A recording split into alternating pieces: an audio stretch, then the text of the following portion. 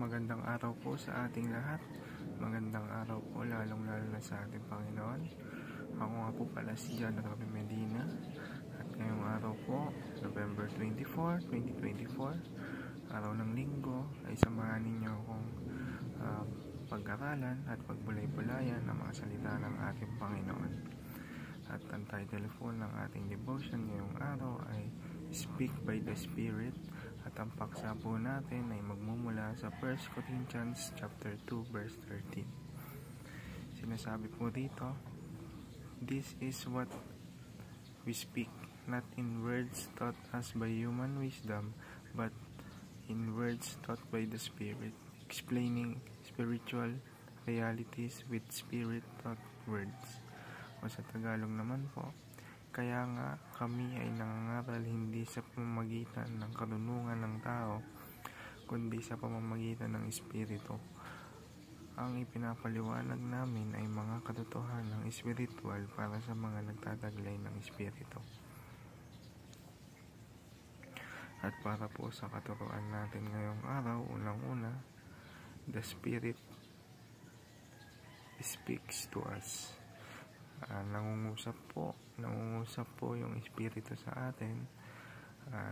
Ang Espiritu ang siyang gumagabay sa atin kung ano ang dapat natin gawin. Siyang nagdidikta, kumbaga siyang nagdidikta sa atin kung ano ang dapat natin gawin. Kasi pa naman po, the Spirit speaks through us. Kumbaga nagsasalita yung Spirit sa pamamagitan natin. Kung ano yung mabubuting ginagawa natin, kung ano yung mga sinasabi natin, ay dahil yon sa banal na Espiritong nakapaloob sa atin. At sa ikatlo naman po, the Spirit empowers our words. Kumbaga yung word natin mas nagiging makapangyarihan sa pamamagitan ng Espiritu. At para naman po sa ating application, receive words from the Spirit. Tanggapin natin yung mga salita na nagmumula sa banal na Espiritu. Speak through the Spirit. Magsalita tayo. Ipahayag natin ang mga salita ng Diyos sa pamamagitan ng banal na Espiritu.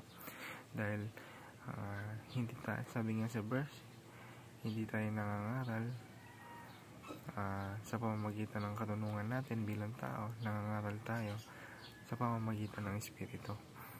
At sa uli naman po, harness the power of words by the Spirit.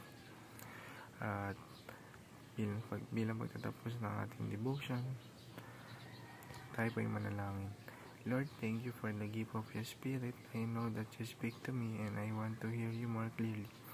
Help me to receive your words and so speak through your Spirit with wisdom and truth. Empower my words, Lord, so that they bring life and encouragement to others. Teach me to rely on your strength, not my own, so that I can harness the power of words to honor you. Fill me with your Spirit and let my words be a reflection of your love and grace. In Jesus' mighty name, Amen. Maraming salamat.